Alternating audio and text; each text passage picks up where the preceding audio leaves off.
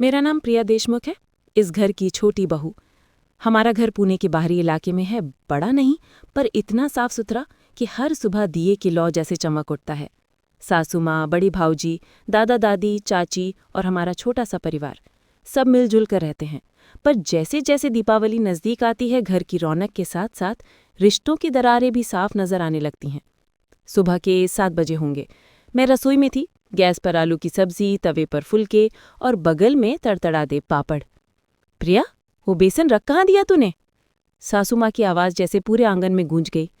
अभी देती हूँ मां जी, मैंने मुस्कुराते हुए कहा और बेसन का डिब्बा उनके हाथ में थमा दिया। रसोई में हम दोनों साथ काम कर रहे थे। दीपावली की तैयारी जोरों पर थी। कढ़ाई में शंकरपाड़े तल रहे थे और बाहर आंगन में दादी तुलसी को पानी दे रही थी। अरे बहू, जरा ध्यान रख, पिछली बार जैसे कढ़ाई में तेल कम पड़ गया था ना, वैसा मत करना। दीपावली का फराड़ हल्का नहीं होना चाहिए। सासू माँ की सधी हुई आवाज़ सुनकर मैं बस मुस्कुरा दी। जी मां जी, इस बार सारा फराड़ आपके स्वाद जैसा ही बनेगा। हमारी बातें सुनकर चाची अंदर आईं। अरे सासू माँ, सुनते हैं इस बार आर्या नहीं आएगी? सासू माँ का चेहरा थोड़ा उतर गया। पता नहीं बेटा, है लेकिन अब तो अपनी बीवी के कहने पर ही घर आता है। शादी के बाद से आर्या ने जैसे दूरी बना ली है। मैं चुप रही, बस रसोई के काम में व्यस्त दिखने लगी। आर्या दीदी, मेरे देवर की पत्नी, उनसे मेरी कभी खास बनती नहीं थी। वो ज़्यादा पढ़ी लिखी और मॉडर्न थी, मैं साधारण और घरेलू। पर अंदर कहीं न कहीं मुझे उनका ना आना अच्छा भी लग रहा था, पता नहीं क्यों। अरे प्रिया, तुमने मोदक का भरावन तैयार किया? जी मां जी, बस अभी भरने जा रही हूँ। मैं और सासू माँ साथ बैठकर मोदक भरने लगी। टीवी पर पुराने दीपावली के गीत चल रहे थे। दीप जलते हैं, फूल खिलते हैं। सासू माँ बोली, देख बेटा, दीपावली का मतलब सिर्फ रोशनी नहीं होता, घर के रिश्ते भी रोशन होने चाहिए। मैंने हंसते हुए कहा, जी मां जी, इस साल मैं कोशिश करूंगी कि कोई बात बिगड़े नहीं।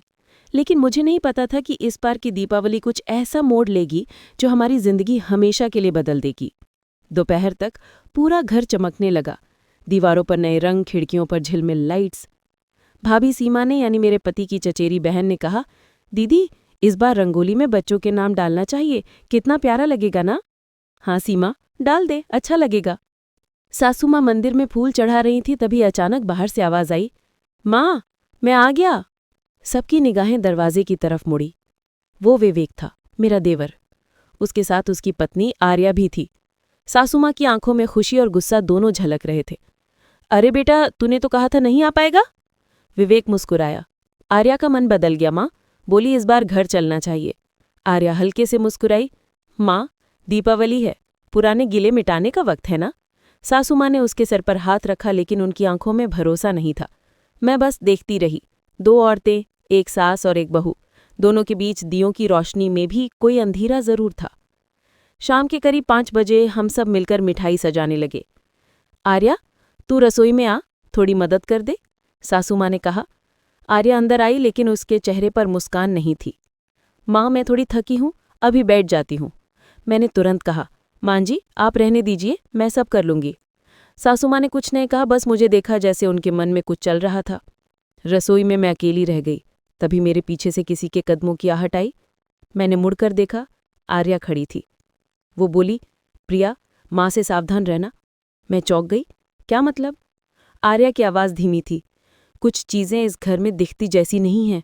माँ जो कहती हैं वो हमेशा सच नहीं होता। लेकिन आप ये सब... वो कुछ कहने ही वाली थी कि सासू माँ की आवाज़ आई, आर्या बेटा, जरा इधर आना। वो तुरंत चली गई। मैं कुछ पल वहीं खड़ी रह गई। मन में सिहरन सी दौड़ गई थी। क्या आर्या सिर्फ मुझे भड़काना चाहती थी या वाकई कोई बात छिपी थी? रात का वक्त था। आंगन में दियों की कतारें जगमगा रही थीं। सबने नए कपड़े पहने थे। मैंने गुलाबी साड़ी पहनी थी, सासू माँ ने हरे रंग की सिल्क साड़ी, आर्या ने नीले रंग का गाउन पहना था। बाकी सब परंपरागत, वो थोड़ी अलग। पूरे घर में मिठाई की खुशबू और दियों की गर्माहट थी। सब पूजा के लिए बैठे। दादा ने लक्ष्मी पूजन शुरू किया। आरती के बाद सासू माँ ने कहा, अब सब लोग प्रसाद ले लो और ध्यान रखना, पहले घर की बहू खिलाएगी। मैं थाली लेकर सबको परोसने लगी। सासू माँ और आर्या दोनों एक साथ बैठी थीं। मैंने दोनों को हलवा और पूड़ी परोसी। तभी आर्या ने अचानक कहा, माँ, ये हलवा, इसका स्वाद कुछ अलग है। सासू माँ ने कहा, अरे मैंने ही बनाया है बेटा, शायद घी ज़्यादा पड़ गया। पर मैं जानती थी हलवा मैंने बनाया था और मैंने घी ज़्यादा नहीं डाला था। आर्या का चेहरा पल भर को सफ़ेद पड़ गया। उसने खाना छोड़ दिया। विवेक ने पूछा, क्या हुआ आर्या? कुछ नहीं, बस थोड़ा अजीब लग रहा है। सासू माँ ने कहा, बहू ज्यादा दिखावा मत कर। मैंने देखा आर्या धीरे से उठकर कमरे में चली गई। पूजा खत्म हुई, सब लोग दीप जलाने बाहर गए। मैंने रसोई साफ की और फिर आर्या के कमरे की तरफ बढ़ी। कमरा अंदर से बंद था। आर्या दीदी? कोई जवाब नहीं। मैंने दरवाज़ा खटखटाया, दीदी खोलिए। अचानक अंदर से आवाज़ आई, धीमी लेकिन साफ, प्रिया, माँ से दूर रहना। वो, और उसके बाद सन्नाटा। मैंने दरवाज़ा जोर से धक्का मारा, लेकिन वो बंद रहा। उसी वक्त सासू माँ आ गई। क्या कर रही है तू यहाँ? आर्या दीदी ठीक नहीं लग रही माँ जी, अंदर से आवाज़ आई। कुछ नहीं हुआ उसे, थकी होगी। तू जाके आंगन में दीप सजा। उनकी आवाज़ में सख्ती थी। मैं चुपचाप वहां से चली गई, पर मेरा दिल कांप रहा था। दीपों की रोशनी में घर चमक रहा था, पर मेरे मन में अंधेरा उतर आया था। क्या सच में सासू माँ कुछ छिपा रही हैं? या आर्या मुझे किसी चाल में फंसाना चाहती है? दीपावली की रात रोशनी के बीच एक अनजाना साया घूम रहा था, और मुझे लग रहा था उस साये की परछाई अब मेरी जिंदगी पर पड़ने वाली है। रात के 9:30 बज चुके थे। पूरा घर दीपों से जगमगा रहा था, पर मेरे मन में सिर्फ अंधेरा था। आर्या दीदी का कमरा अब भी बंद था। अंदर से कोई हलचल नहीं, कोई आवाज नहीं। मां जी, आर्या दीदी को सच में कुछ हुआ तो नहीं? मैंने डरते हुए पूछा। सासू माँ ने गुस्से से मेरी तरफ देखा। बहू, तू अपने काम में ध्यान दे। जब तक घर में मैं जिंदा हूं, किसी को किसी की चिंता करने की जरूरत नहीं है। उनकी आवाज में एक अजीब ठंडापन था। मैं चुप हो गई, बस सिर झुकाकर दीपों की बाती सीधी करने लगी। पर मन में सवाल गूंज रहा था, आखिर आर्या दीदी ने ऐसा क्यों कहा था? माँ से सावधान रहना, क्यों? सभी लोग अपने अपने कमरों में चले गए थे। विवेक कमरे में नहीं था, शायद दोस्तों के साथ पटाखे देखने बाहर गया था। मैं चुपचाप रसोई में पानी पीने गई। तभी हल्की सी आहट सुनाई दी, जैसे कोई बर्तन गिरा हो। मैं धीरे से बाहर निकली और देखा, सासू माँ के कमरे की लाइट जल रही थी। दरवाज़ा थोड़ा खुला था। मैंने झांककर देखा, सासू माँ किसी डिब्बे में से कुछ निकाल रही थी। वो वही डिब्बा था जो मैंने सुबह देखा था, जिसमें उन्होंने हलवे का मसाला रखा था। उनके होठों पर हल्की मुस्कान थी, और वो धीरे से बड़बड़ाईं, जो गलती एक बार कर दी, दोबारा नहीं करनी चाहिए, अब सब ठीक रहेगा। मैं ठिठक गई। क्या हलवे में कुछ मिला था? नहीं, ये मेरा वहम भी तो हो सकता है, पर आर्या दीदी का चेहरा, उनका डर। मैंने कुछ कहने की हिम्मत नहीं की, बस धीरे से वापस कमरे में आ गई। पर अब मेरी आंखों से नींद गायब थी। सूरज की किरणें खिड़की से अंदर आईं तो मैंने देखा आर्या दीदी कमरे से बाहर आ चुकी थी।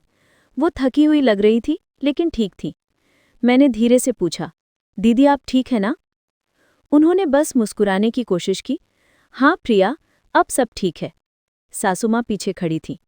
आर्या, अब पुराने झगड़े भूल जा, घर में शांति रख। जी माँ, आर्या ने कहा, पर उसकी आंखों में कुछ अनकहा था। वो नज़रों से मुझसे कुछ कहना चाह रही थी, पर सासू माँ के सामने कुछ बोली नहीं। दीपावली के अगले दिन घर में मेहमान आने वाले थे। सासू माँ ने आदेश दिया, प्रिया तू सब्जी बना। आर्या मिठाई संभालेगी। दोनों बहुएं रसोई में एक साथ थीं। माहौल भारी था। मैं सब्जी काटते हुए बोली, दीदी आपको कल क्या हुआ था? आप बहुत डरी हुई लग रही थीं। आर्या ने धीरे से कहा, कुछ मत पूछ प्रिया, जो देखा वो बता नहीं सकती। बस इतना जान ले, यहाँ सब वैसा नहीं है जैसा दिखता है। मैंने झुंझलाकर कहा, दीदी आप खुलकर क्यों नहीं बोलती? वो बोली, कभी कभी सच्चाई बोलना सब कुछ खत्म कर देता है। मैं वो गलती दोबारा नहीं कर सकती। इतना कहकर वो बाहर चली गई। मैं वहीं खड़ी रह गई, हाथों में कटी हुई सब्जियां और मन में उलझने। क्या आर्या किसी बात का डर छुपा रही है, या किसी ने उसे धमकाया है? शाम को घर में मेहमान आए। सब हंसते खाते और बातें कर रहे थे। सासू माँ बार बार सबको बता रही थी, मेरी बहुएं तो लक्ष्मी है, घर का मान सम्मान है। मैं बस मुस्कुरा रही थी, पर भीतर बेचैनी थी। खाना परोसते वक्त मैंने देखा, आर्या बार बार सासू माँ की तरफ देख रही थी, जैसे कुछ सोच रही हो। तभी अचानक उसका चेहरा उतर गया। माँ, ये सब्जी क्या हुआ बेटा? सासू माँ ने पूछा। इसका स्वाद कुछ अजीब है। सासू माँ ने हंसते हुए कहा, अरे बेटा, ये प्रिया ने बनाई है आज। सबकी निगाहें मुझ पर आ गईं। मैंने घबराकर कहा, माँ जी, मैंने वही मसाला डाला जो आपने दिया था। आर्या बस चुपचाप मेरी तरफ देखती रही। उसकी आंखों में एक सवाल था, क्या तू जानती है क्या चल रहा है? रात को मैं अपने कमरे में थी, तभी दरवाज़ा धीरे से खुला। सासू माँ थी। प्रिया, उन्होंने कहा, बहू होकर ज्यादा सोचती मत बन, घर की बातें घर में ही रहनी चाहिए। जी माँ जी, मैंने सिर झुकाया। वो बोली, आर्या जैसी बहुएं घर का चैन बिगाड़ देती हैं, उसे ज्यादा ध्यान मत दे, समझी? जो कुछ भी सुनो मुझे बताना। उनकी बातों में मीठापन था, पर आंखों में सख्त आदेश। मैंने बस जी कहा और चुप रही। वो चली गई, पर उनके जाने के बाद मुझे लगा जैसे कमरे की हवा भारी हो गई हो। क्या मैं अब किसी जाल में फंस रही हूं? अगले दिन सुबह मैं मंदिर में दिए बदलने गई, तभी मुझे फूलों की टोकरी के नीचे एक छोटी सी चिट्ठी मिली। उस पर लिखा था, प्रिया, अगर तुझे मुझ पर भरोसा है तो आज रात 10 बजे रसोई में आना, किसी को मत बताना। हाथ कांप गए मेरे। ये आर्या दीदी की लिखावट थी। दिन भर मैं बेचैन रही। सासू माँ हर वक्त आसपास ही मंडराती रहीं, जैसे उन्हें कुछ अंदाजा हो। रात के 10 बजे मैं चुपचाप रसोई की तरफ गई। दीप बुझ चुके थे, सिर्फ हल्की लौ जल रही थी। आर्या वहां पहले से खड़ी थी। दीदी, आपने बुलाया? वो बोली, हाँ प्रिया, अब तू सच्चाई जानने लायक हो गई है। माँ जो दिखाती हैं वो उनका असली चेहरा नहीं है। मैंने घबराकर पूछा, क्या मतलब? वो बोली, तू जानती है पिछले साल दीपावली पर मेरे बच्चे की तबीयत क्यों बिगड़ी थी? माँ ने खुद वो प्रसाद बनाया था जिसमें दवा की जगह कुछ और मिला था। डॉक्टर ने कहा था फूड पॉइजनिंग। मैं दंग रह गई। पर माँ जी ऐसा क्यों करेंगी? आर्या की आंखें भर आईं, क्योंकि मैंने इस घर के पुराने गहनों का हिसाब पूछा था जो पिताजी के मरने के बाद माँ ने कहीं रखे थे। तब से माँ मुझे पसंद नहीं करती। मैंने कांपती आवाज में पूछा, अब आप क्या करना चाहती हैं? वो बोली, इस बार की दीपावली पर मैं सबके सामने सच कहूंगी और तुझे मेरा साथ देना होगा।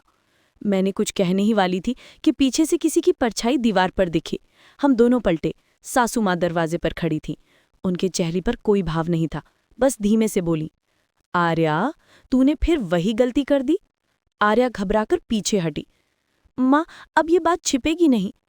सच तो वही होता है जो लोग मान ले, सासू माँ ने ठंडे स्वर में कहा। मैं स्तब्ध थी। माँ जी धीरे धीरे आगे आईं और बोली, प्रिया, तू मेरी बहू है या मेरी दुश्मन? माँ जी, मैं शब्द गले में अटक गए। सासू माँ बोली, इस घर की इज्जत मेरे लिए सब कुछ है। जो उसे तोड़ेगा वो यहां नहीं रहेगा। आर्या ने कहा, फिर भी मैं चुप नहीं रहूंगी। सासू माँ ने गहरी सांस ली और फिर कहा, ठीक है, फिर जो होना है वो कल सुबह सबके सामने होगा। इतना कहकर वो चली गई। रसोई में सिर्फ हम दोनों खड़ी थीं, एक डर में, एक साहस में। सुबह की आरती से पहले ही घर का माहौल बदल गया था। सासू माँ मंदिर में बैठी थीं, आर्या अपने कमरे में थी। विवेक को कुछ भी पता नहीं था। मैं बार बार सोच रही थी, क्या सच में सासू माँ उतनी निर्दयी हैं जितना आर्या कहती है, या कहीं आर्या ही कुछ गलत समझ रही है? दीपावली की दूसरी सुबह थी, पर मन में कोई रोशनी नहीं थी। बस इंतजार था उस पल का जब सास, बहू और सच्चाई एक ही दहलीज पर आमने सामने खड़ी होंगी। सुबह की हवा में अजीब सी खामोशी थी। आंगन में तुलसी के पास दीप बुझ चुके थे, पर घर की दीवारों पर अब भी दीपावली की झिलमिल लाइटें टिमटिमा रही थीं, जैसे कुछ कहना चाहती हूँ। सासू माँ मंदिर में बैठी थीं, चेहरे पर गंभीरता थी। आर्या कमरे में बंद थी। विवेक बाहर मंडे में दोस्तों के साथ था, और मैं दो रिश्तों के बीच फंसी खड़ी थी। मन में तूफान था। क्या सच में सासू माँ उतनी निर्दयी हैं जितना आर्या कहती है, या कहीं आर्या अपनी गलतफहमी में घर तोड़ना चाहती है? 9 बजते ही सब लोग हॉल में इकट्ठे हुए। दादा दादी, चाचा चाची, विवेक, सासू माँ और मैं। आर्या कमरे से बाहर आई। चेहरा शांत था, लेकिन आंखों में हिम्मत थी। वो सीधी सासू माँ के सामने जाकर बोली, माँ, आज मैं सबके सामने सच बोलना चाहती हूँ। हॉल में सन्नाटा छा गया। सासू माँ ने ठंडी नज़र से देखा। सच? या फिर वही कहानी जो तू बार बार दोहराती आई है? आर्या ने गहरी सांस ली। सच वही जो मैंने भुगता है। पिछले साल दीपावली पर मेरे बच्चे की तबीयत यूं ही नहीं बिगड़ी थी। माँ ने प्रसाद में कुछ ऐसा मिलाया था जो उसे नुकसान पहुंचा गया। सभी के चेहरे सख्त हो गए। विवेक बोला, आर्या, ये क्या कह रही हो तुम? माँ ऐसा कभी नहीं कर सकती। आर्या की आंखों से आंसू निकल आए। विवेक, मुझे भी यकीन नहीं था, पर सच्चाई यही है। मैंने डॉक्टर की रिपोर्ट संभाल कर रखी है। उसमें लिखा है food poisoning bye strong alkaloids, वो दवा जो सिर्फ रसोई में थी, माँ के पास। सासू माँ का चेहरा सख्त हो गया। बहुत बोल ली तू। सासू माँ बोली, अब मेरी सुन। तूने जब से इस घर में कदम रखा सिर्फ शक और अपमान लाया है। तुझे इस घर की जिम्मेदारी कभी समझ नहीं आई। गहनों की बात तू बार बार उठाती है, लेकिन वो गहने तेरे ससुर की इच्छा से समाज सेवा में दान कर दिए गए थे। आर्या चौंक गई। दान? कब? जब तू अपने मायके में थी। तेरे ससुर के जाने के बाद मैंने सब बेचकर गरीबों की लड़कियों की शादी में मदद की। तूने कभी पूछा तक नहीं कि वो सोना कहाँ गया, बस आरोप लगाती रही। आर्या के चेहरे से रंग उड़ गया। और जहां तक तेरे बच्चे की बात है, सासू माँ ने धीमे स्वर में कहा, उस दिन रसोई में तेरा रखा हुआ दवा वाला डिब्बा गलती से प्रसाद के पास रख दिया गया था। मुझे बाद में पता चला, पर तूने मुझे अपराधी बना दिया। हॉल में गहरा सन्नाटा छा गया। मैंने आर्या की तरफ देखा। उसकी आंखें कांप रही थी। मैंने धीरे से कहा, दीदी, आपने कभी माँ जी से पूछा क्यों नहीं? आपने सब अपने मन में मान लिया। आर्या की आंखों से आंसू बह निकले। क्योंकि उस दिन के बाद माँ ने मुझसे बात ही नहीं की, बस तिरस्कार। सासू माँ बोली, क्योंकि तूने रिश्ते पर शक किया बहू। शक वो आग है जो घरों को जला देती है। विवेक आगे बढ़ा, आर्या, मैंने तुझ पर भरोसा किया था, पर तूने माँ को अपराधी बना दिया। आर्या रो पड़ी। मैंने जो सोचा वो अपने बच्चे की जान देखकर सोचा था। मैंने डर के कारण गलती की। मैंने धीरे से सासू माँ का हाथ पकड़ा। माँ जी, दीदी को माफ कर दीजिए, गलती दोनों तरफ से हुई है। सासू माँ की आंखें भर आईं। माफी मैं दूंगी, पर भरोसा टूट जाए तो समय लगता है जोड़ने में। रात को घर फिर से शांत था। सभी अपने कमरों में थे। मैं मंदिर में दीप जलाने गई तो देखा सासू माँ और आर्या साथ बैठी थीं। दोनों के बीच खामोशी थी, पर अब उसमें गुस्सा नहीं, पछतावा था। सासू माँ बोली, बेटा, मुझे भी लगा था कि तू मुझे छोड़ जाएगी, इसलिए मैं सख्त हो गई, पर शायद मैं ज्यादा सख्त हो गई। आर्या ने धीरे से कहा, माँ, मुझे माफ कर दीजिए, मैं सब ठीक करना चाहती हूँ। सासू माँ ने उसके सिर पर हाथ रखा। आशीर्वाद ले, और कल से फिर से रसोई तू ही संभालेगी। दीपावली फिर से चमकेगी। मैंने वो दृश्य देखा और मुस्कुरा दी, जैसे घर की दीवारों ने राहत की सांस ली हो। 1 साल बीत गया, फिर वही दीपावली, वही खुशबू, वही रसोई का धुआं। इस बार आर्या और मैं दोनों साथ में फराळ बना रही थीं। सासू माँ बाहर बैठी थीं, दादी बच्चों के साथ हंस रही थीं। आर्या बोली, प्रिया, अगर तू उस रात मेरे साथ न होती तो शायद मैं सब कुछ खो देती। मैंने मुस्कुराकर कहा, दीदी, दीपावली का असली मतलब यही है, अंधेरे से उजाले की तरफ लौटना। सासू माँ ने रसोई में झांक कर कहा, अरे बहुओं, आज तो पूरे घर में खुशबू फैल गई है, जैसे पुराने झगड़े भी मिठाई में घुल गए हों। हम तीनों हंस पड़ी। रसोई में अब डर नहीं, सिर्फ गर्माहट थी। पर कहानी यहीं खत्म नहीं हुई। उस रात जब सब दीप जलाने बाहर गए, मैंने रसोई की अलमारी में वही पुराना डिब्बा देखा जिस पर नाम मिटाया गया था। मैंने उसे उठाया। अंदर खाली शीशी थी और उसके नीचे सासू माँ की लिखावट का छोटा सा नोट पड़ा था। कभी कभी गलती किसी की नहीं होती, बस हालात की होती है। सच को वक्त के साथ दफन करना भी कभी कभी जरूरी होता है, ताकि घर बचा रहे। मैंने मुस्कुराते हुए डिब्बा वापस रख दिया। शायद सासू माँ सच नहीं बोल पाईं, या शायद आर्या ने कुछ ज्यादा मान लिया, पर अब उस सच्चाई का कोई मतलब नहीं था, क्योंकि इस दीपावली पहली बार घर की दहलीज पर शांति का दीप जला था। दीपावली सिर्फ रोशनी की नहीं, रिश्तों की सफाई की भी होती है। जब सास बहू मिलकर एक दीप जलाती हैं तो घर का हर कोना चमक उठता है, चाहे भीतर कितनी भी परछाइयां क्यों न रही हों।